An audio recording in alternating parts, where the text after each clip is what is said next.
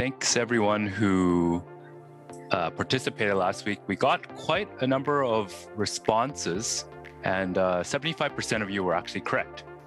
So for those who, so the answer is 1114 for those who are playing along. And just to quickly highlight two common mistakes, but Roland has a video that goes a little bit more in depth. He'll post it onto YouTube, and we can post a link to the YouTube video after this. But two common mistakes. First of all, some of you decided that the punctuation list that we provided was not comprehensive enough. So for some of you that decided to add extra punctuation, that actually bit you. And so don't go and change the requirements of the solution unless you asked us, because that actually led you to the wrong answer.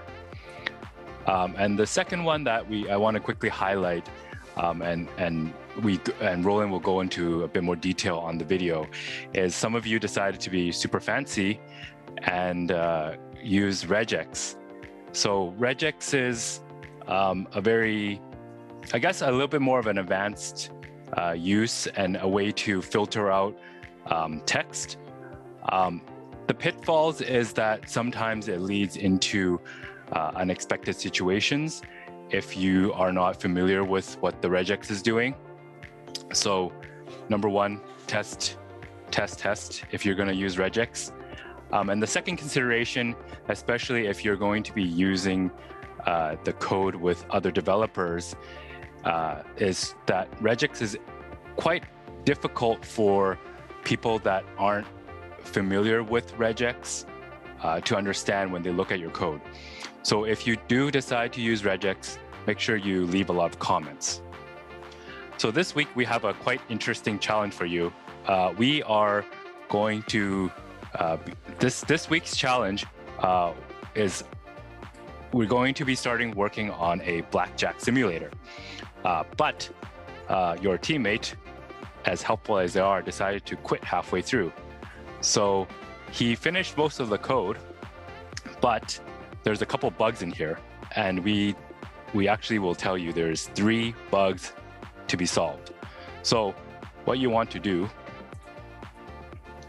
is to go into blackjack.java and figure out where in the code base you should change to get the correct answer. We also helpfully notice that we told you where not to look, so there's no tricks. There's only places where you should be changing. Right now, when you try running this, you're going to get an answer. So it runs, it compiles, but the correct answer is obviously not this. So what you want to be doing is to go into Blackjack, like I said, and change out some of the functions and the functionality to get the correct answers. We also put a bit of preamble here. So rules of Blackjack, not important for right now, but might be helpful for you to just read it, just to understand how Blackjack works. And here is the exercise objectives. So for this first week, we are basically doing this exact logic. So at the end of this, this is what the Blackjack program should do. It should create a deck of cards, shuffle it, which you should not touch because it's actually working. You should draw from the deck of cards and then read the card and determine its value. And this, so just to explain, this printout here is handled in main. You don't need to touch main at all. And this functionality is basically telling us what the last card that you drew is and what the total value of all the cards we drew add up to be.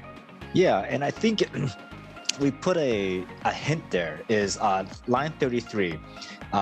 So this exercise is a bug finding exercise. You actually end up writing not much code. This is to help hopefully help teach you how to debug. And so the key is to add prints in a lot of places. I'm not going to tell you where, but add it to a lot of places and see if you can see what went wrong. Right now you see answer and answer 1 and 2. That doesn't say much right now, obviously. But as you add more prints and you see the results come out, you'll then see, oh, that's weird. And then hopefully that can guide you in the right direction. Yeah, so this is something that Ronald, me, and other devs, when we were building this challenge, we do acknowledge that this is quite different from other challenges that has been done, and we don't know if this is too hard or too easy. So if this ends up being frustrating and hard, please let us know, and we will tweak it. Especially given how the previous challenge, the survey, showed that quite a few people tried it, but they didn't finish. We want to make sure we're not sending you challenges just to make you feel stupid. That is not what we're trying to do. So if you end up trying this out, feeling like, oh my gosh, this is insane, let us know and we will tweak it. So preferably try it first. And then submit the answer so we can start seeing what people are getting and if they're on the right track. And if we generally see that people are struggling, then we might start adding some hints. But the idea is for you to try to debug this without our help. So I mean, when you're out in the field working on production code, running in the real world, you're not going to get hints, right? So try your best to solve it without any hints. So the interesting thing about this week's challenge is that it's just part 1. We're planning to have a bit of a series on this. So it's going to build on top of this. So that's something that we're going to try out too, which will hopefully be fun for you guys.